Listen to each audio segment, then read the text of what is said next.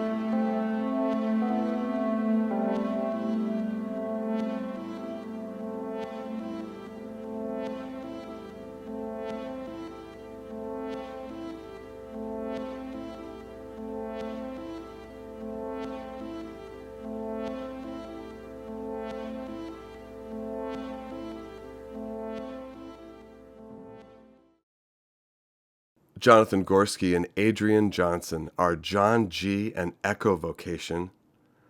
I love both your names. We're going to talk about that. But Adrian, we just heard your set, and I'm always excited to see, I guess, electro-acoustic blends in sets. People love guitars. They love basses. You could see it in the chat every time. Oh, shit, he pulled out the guitar. Okay, so we got lots to cover, okay, with both of you. So you're in Denver, or near Denver? The suburbs on the south end of Denver, yeah. Oh, I gotta say, over COVID, these people like became some of my best friends, and you know a lot of them. So enough talking of me. How you guys doing? Welcome to the show, John. You're in Pennsylvania. How you guys doing? Doing great. Thanks for hosting us. I didn't tell you I started recording. I just started yapping. I probably should have said like, guys, I have a sensing of vibe. I'm gonna record now. No, you saw me like switch into Jono mode, right? Absolutely. There was a shift. Fuck. But you know what? God damn it. There shouldn't be. All right, anyway. That was a good shift. There's always a shift. All right. Adrian, start with some background. Tell us how you got here. Electronic, guitar, either. Take us here. Sure thing. Yeah, so growing up, I played viola, and then as an angsty teenager, I jumped on guitar. And of course, my dad had guitars and synths around. And so, I've kind of had those somewhere in the recesses along the way. I had some weird health issues after COVID and needed to take a break from guitar. So I sort of discovered modular as an instrument that I could play with limited dexterity. And I had also had bands that were so kind of challenging to keep together, with everyone's complicated schedule. So I kind of tripped into modular as that being, the backing band and also an instrument that was more accessible. Mm-hmm. And then once I got back into playing guitar again, once my dexterity was back, I realized there's this whole world of processing guitar in Eurorack. Absolutely. So I kind of started there. Mm-hmm. And then I found these other modules that let you generate triggers and envelopes on the various strings of the guitar as well. Yeah. What's the envelope follower which you're using? Yeah, so basically I'm running into a 13-pin breakout module that takes the 13-pin output. So I have the piezo saddles from this Godin guitar, or Godin, I think some people pronounce, and the GK volume and humbuckers. And then that 13-pin breakout module forwards the signals to the envelope generator. So you can say, this string, I want to generate a gate. This one, let's generate an envelope that'll change, say, the resolution in Nautilus. And then like the B string goes to a tremolo effect that I'm creating with a sequential switch. So I could kind of have each string do something a little extra to the effects on the guitar. I've never heard of that. I didn't know you could do that with a guitar. Yeah, I was kind of forcing my way down the path of pitch to MIDI conversion with things like the Boss SY1000 and earlier things. But I thought, hey, let's just go kind of down the path of per string processing. Holy and funny enough, just panning the different strings left and right is the simplest, but maybe one of my favorite effects with it. Sure. Why not? Because in post, that would be totally impossible. Yeah, you'd have to have very discrete notes or... Right. But if you have two strings at the same time, that's, not possible. How have I never heard of that? So did you get that guitar like modified, or it came like that? It actually came stock this way. They've got a few different models with different preamps in the guitar. Okay, say it again so that people can get it. Sure thing. Well, get them fast because it's a Canadian product, but it's a Godin LGX-SA guitar. And they also have a variant of that with a tremolo. Wow. Okay, remind me, and I'll put that down in the description with your bios and your stuff. Sounds great. Because there's going to be people who are going to be interested in that. That's so cool. So specifically with your set, tell us how you kind of chose to weave that in and how that all worked. Absolutely. Yeah, I wanted to do something a little bit more down-tempo, a little bit more chill. And basically, I'm using the BeatStep Pro to do the backing drums and bass part. I'm using a 2 HP pluck to do another backing instrument there. And so most of the rig, I've got the rig kind of captured on Modular Grid if folks are interested. But a lot of it is just taking the humbucker output and piezo output and processing them differently. So the piezo output goes through the Nautilus. So you get these long, weird, evolving delays. Sort of switching between different Nautilus setups using the Polygon preset module. So changing the resolution and the chroma and some other things that have kind of that macro difference. And then I was really curious, how much I could get a good overdrive or distortion with some modules. So I'm actually using the Noise Engineering Terzi Ruina to get the drive on the humbuckers. Then that essentially goes to the Mosaic variable delay and then the Erica Pico DSP for a little reverb. God, well said. Kind of glue everything together. Jeez, I can't remember any patch. That's amazing. Okay. It's fresh, but... Well, okay. So, any other electric acoustic instruments which you want to include, or is guitar your jam? Guitar is pretty much my main. Nice, yeah. It's my main instrument these days. Every now and then, when I feel like being frustrated on fretless, I've got a fretless bass and then an electric 5-string violin. Oh. Those both actually have the 13-pin output as well. So, oh my God, I kind of do some per string shenanigans there, but mostly guitar these days.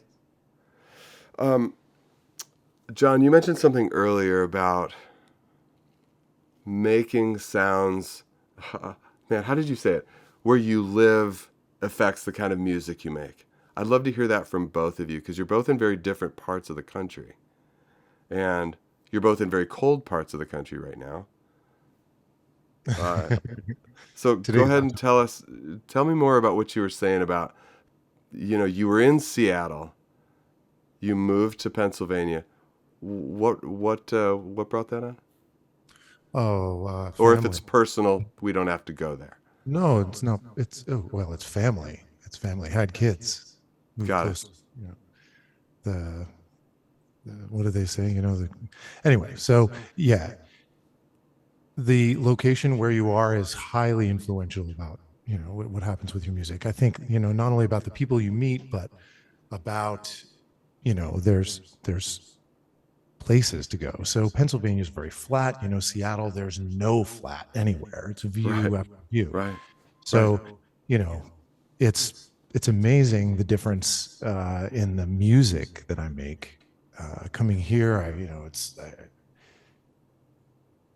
more ambient. I want to say something like that. Hmm. Yeah, and I'd imagine same thing with like South Colorado. Like Denver is such a dense city.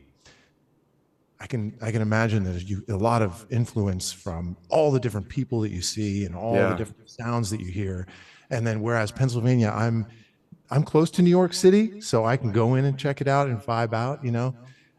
Last time I was in New York, everything I heard was doom doom chuk, doom doom chuk, doom doom chuk. So I call that the New York beat. I don't know. It's like everybody knew the lyrics to all the words. It was crazy. But What a here in trip. Pennsylvania, it's quiet, it's chill. Like there goes my music into quiet, chill. How far are you from New York City? 2 hours, yeah. Okay, that's nothing. That's like me to halfway to LA. Truth. Yeah, Well, I mean, lots of LA I can get to in 2 hours, but it depends on where I want to go. God, that's so interesting. Okay, all right. So tell me about Denver, Adrian. Yeah, we're really lucky to have a vibrant modular synth scene here, Yeah. and aside from modular, hardware synth as well. And yeah, often we'll do this every second Tuesday of the month gathering at Fort Greene, where they have sort of an open mic night. Yeah. Sign Mountain and Alex 106 are kind of big figures in the local scene. Alex Absolutely. hosts that Freak Boutique, kind of in partnership with WMD modules. But it's awesome. You go there and you get such a variety, everything from dance to ambient to real experimental. So there's always someone who has insights on some new modules, things, we have a good used market. We can trade, swap, demo stuff, get together and jam.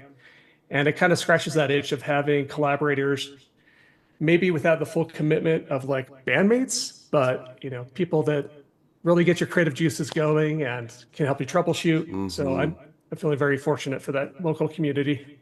God, you guys have such a great scene there. I mean, I feel like during pandemic, it was like person after person I would meet. Where are you from? Colorado. I'm like, damn. Like just great scene. And David Soto, Sign Mountain, and Alex, who was Mr. WMD, those two, I mean, you're absolutely right. Those two are movers and shakers who get so much done.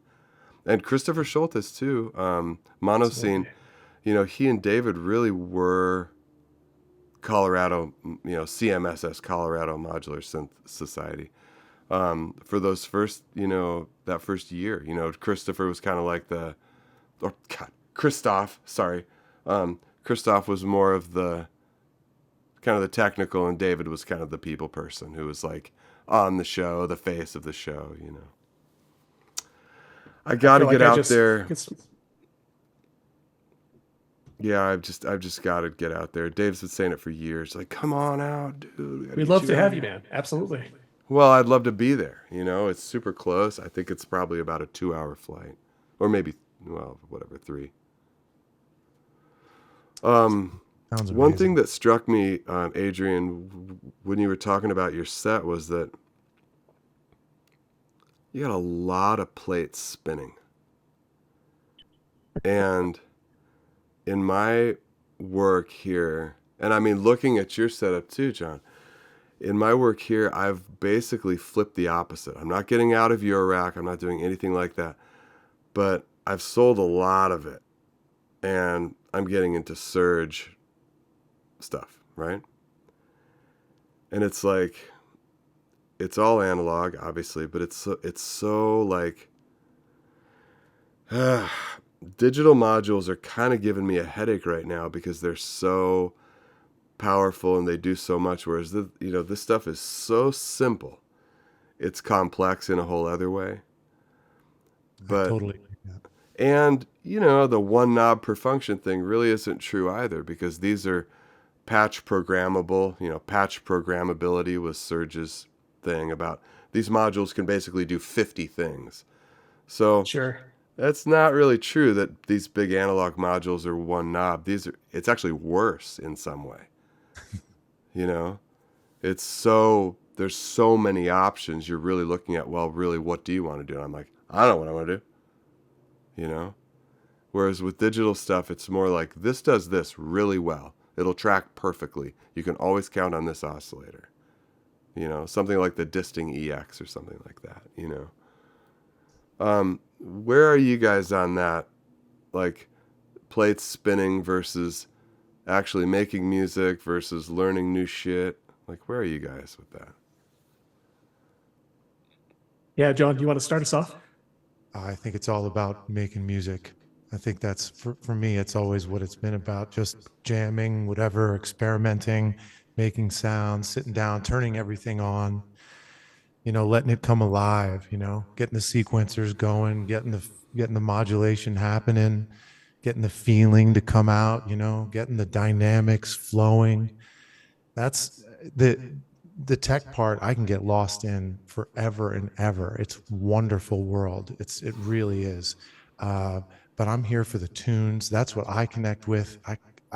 And that's what I love about the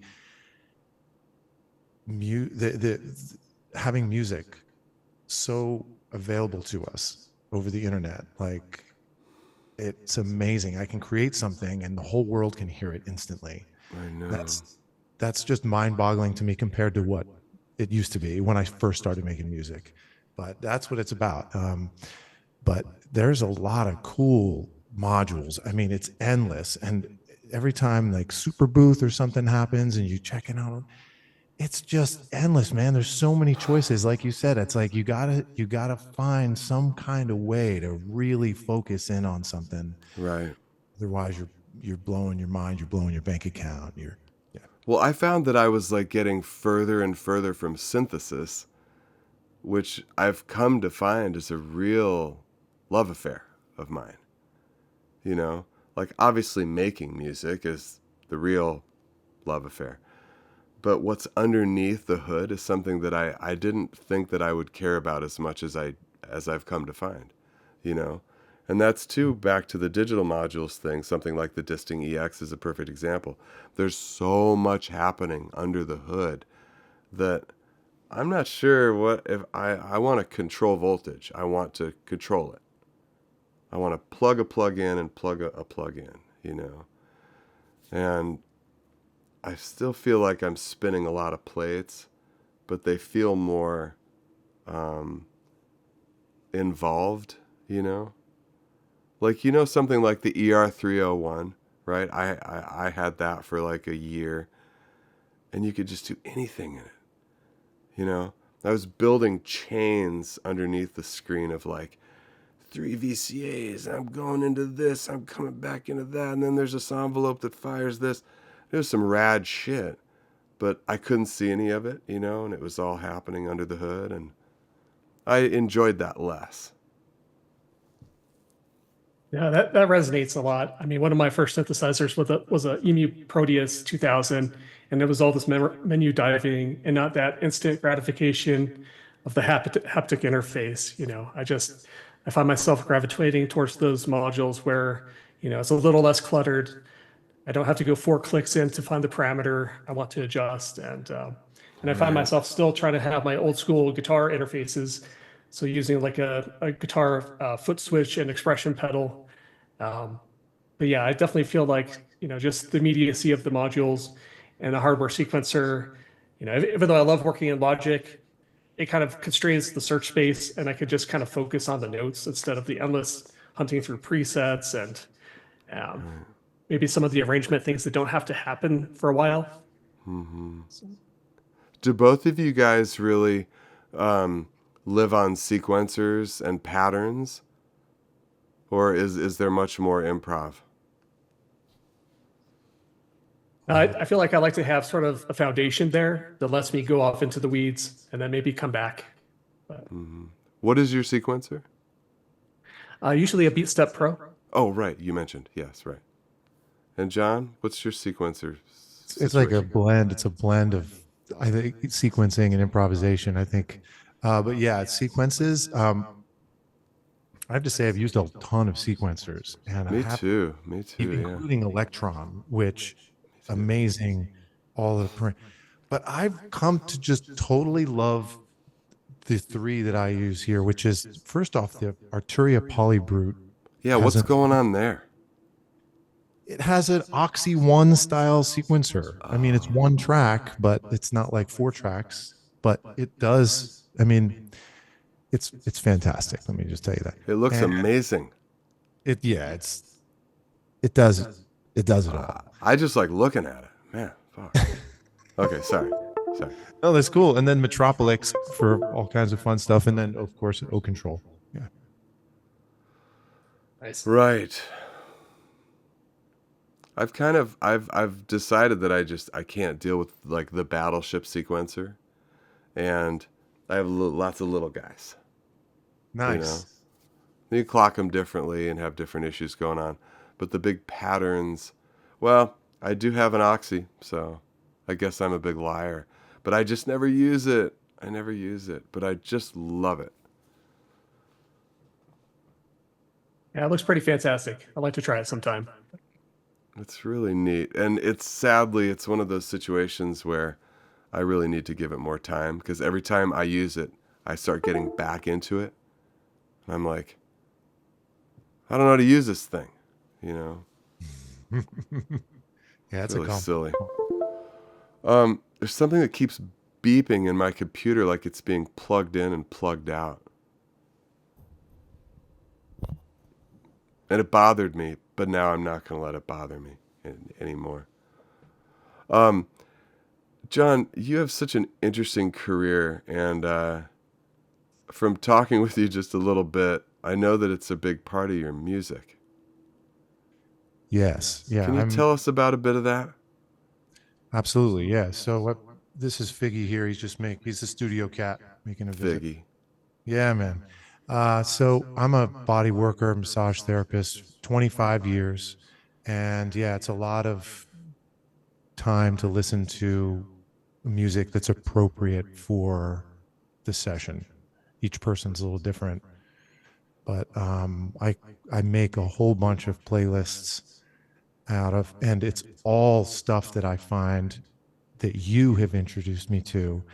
Modular artists, tons of different incredible stuff that I find on Instagram, YouTube, Bandcamp, all of it. And I tell them sometimes when I feel it's appropriate, like, hey, like Ura had this beautiful album he made. What a talented guy. My God. Yeah. And one of his albums is so perfect for the body work. Oh, nice. Bass. And I tell him that I'm like, it's such a healing sound.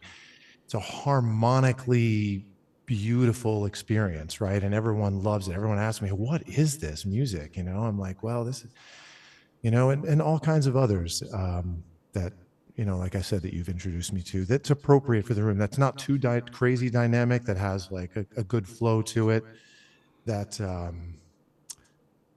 but I like, sometimes I listen to like today I listened to East Forest. He has like a meditative thing that he has for psychedelic journeys, but it's good for healing journeys as well. But yeah, I started creating ambient music specifically to play in the massage room. Oh, I love this. Yeah, back in the day, I had the sub underneath the table, connected to the table, and I had the 5.1 full speaker. and I'm like, but no, not enough people were that. They're like, oh God, this guy's a little, but yeah, sound in the room helps me so much. I think it helps the experience. Sorry, turn that down here.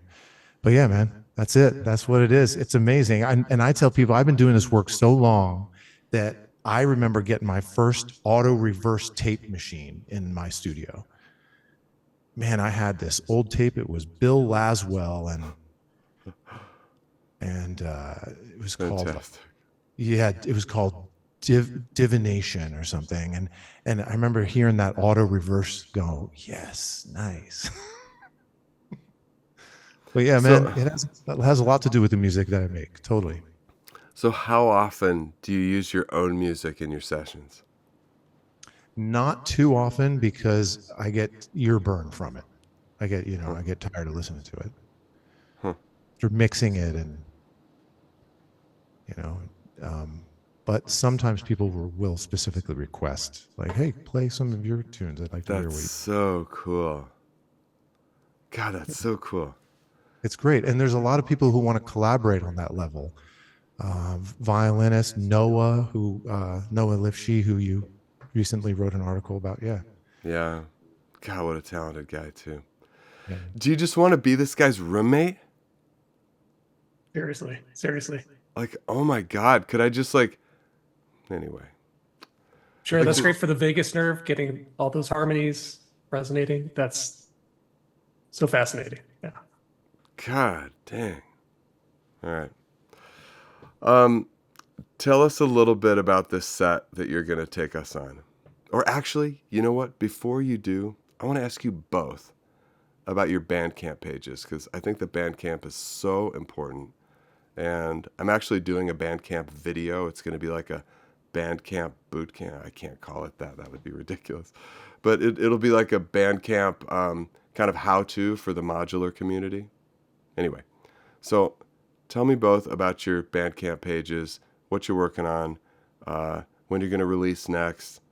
Yeah, I mean, there will be links to all this stuff below, but I just want you both to take a moment to promote your Bandcamp pages, please. Adrian, you first. Too kind. Yeah, I'm sort of working on a couple bodies of work right now. Some that's a little bit more synth-wave, more synth forward, more MIDI guitar with that. And so I'm trying to wrangle 4 tracks for an EP. Okay. And that's probably the first thing that'll get out the door.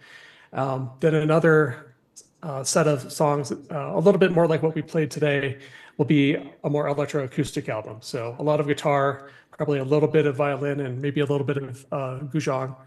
But the hope is to just have a few little teaser tracks out there on Bandcamp in the meantime, just sort of see what's people's appetite. Nice. Nice. I think that, and this is kind of one of my points of the video I'm going to make, is that I think that we all know that we're not going to get rich on Bandcamp. But I think that building our musical legacy for our life, you know, here's what I've worked on, friends, family, future, Yeah, portfolio. portfolio. Oh, so important. John, what's going on? Yeah, Bandcamp is a super cool community, man. What a neat concept, and that's the future, and beautiful. Yeah. I'm always working on stuff. I've always got some stuff up the sleeve, little fun things going down. Trying new things, trying old things. But yeah, I love doing something that's not just a video, which as artists, there's that thing like, oh man, we got to make a video for this because that's how we present our music to the world now. Or in some cases, it is. If you want to grow your audience, it certainly is. Or if you want to meet people, which is what I'm here for. To connect with others. Yeah, man. But Bandcamp's super cool. Yeah. EP coming soon. Got more experience-based album, like an entire set of work based on an experience. So that's coming. Do you want to leak that experience? Leak what the experience is? Yeah. Man, I'm highly influenced by nature. Of course, that's kind of, everybody's highly influenced by nature. But what I'm saying is that, like, if I feel stuck, I just go and be out and get some sunshine, trees, water, whatever, get in it until something clicks. And it usually is pretty quick. Like, I'll remember something and, I have to record it on my phone really quick, the beat or the idea or the feeling. So it's a place on earth. Yeah, I'm gonna move in next week, man. All right, Nice. It sounds good, man. I'm your new roommate. I want to have these conversations all the time. Oh, that's awesome, man. Okay, tell us a little bit about the performance that we're gonna see here, All right. So, if you would, sir. okay, so I started doing Strega videos when Strega came out. Now, being a Cortini fan, when he announced that he was going to be doing a synthesizer, I was, glued to that information until it came out, and I just love how it sounds. Every time I turn it on, I love how it sounds. So that's how it begins.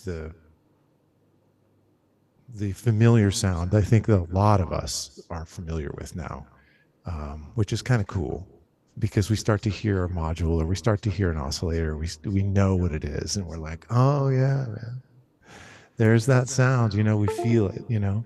So Strega is one of those unique sounds because it has that funky delay on it. So I start with that, and then I'm working with the Neutral Labs Elmira 2, which I totally love. It's an amazing little synth.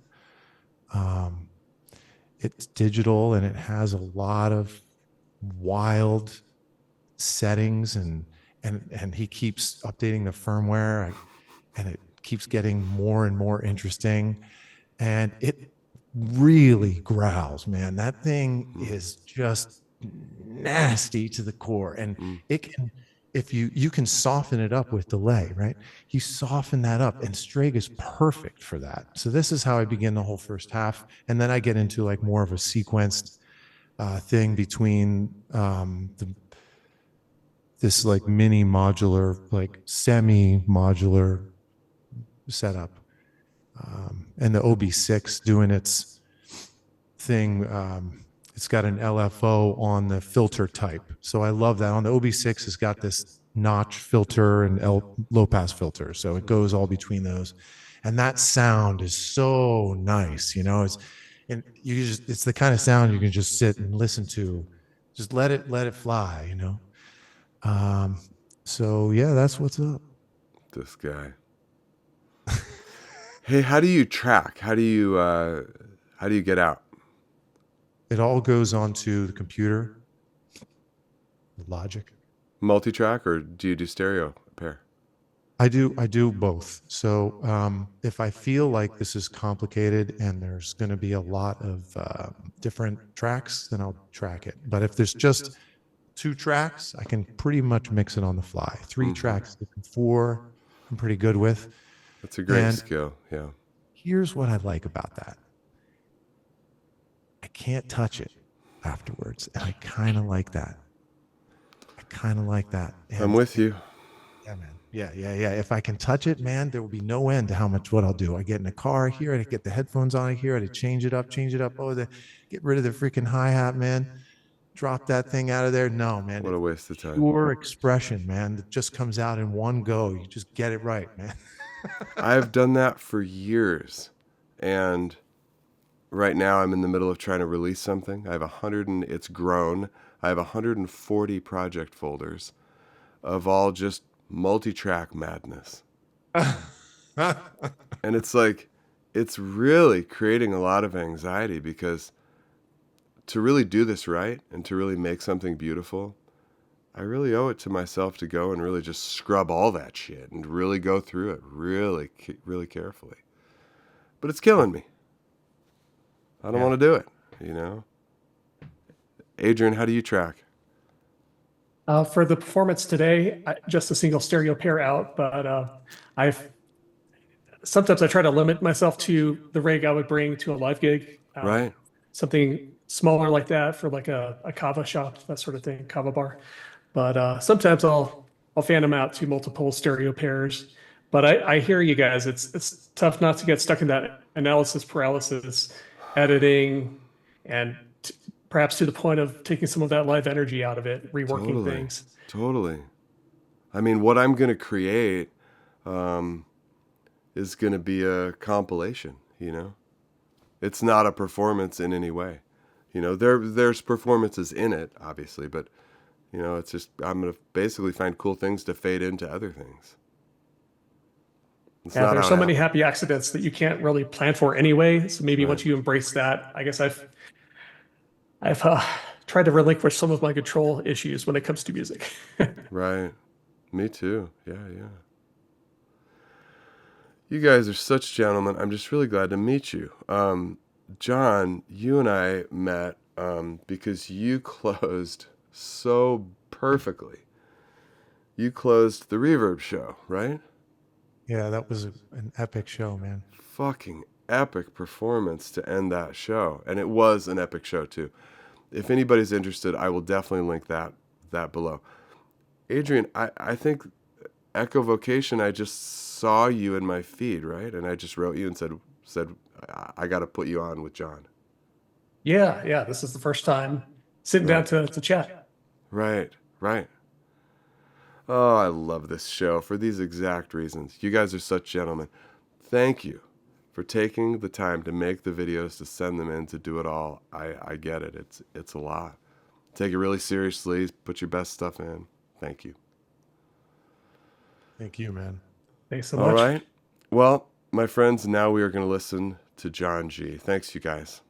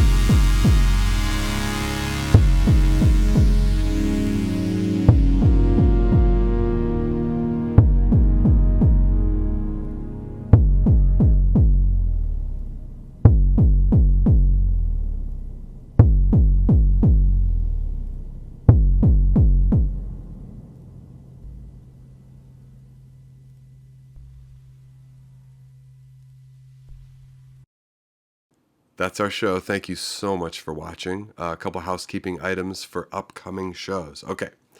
Next month, April, we're spotlighting a scene in the UK called Modular Cafe.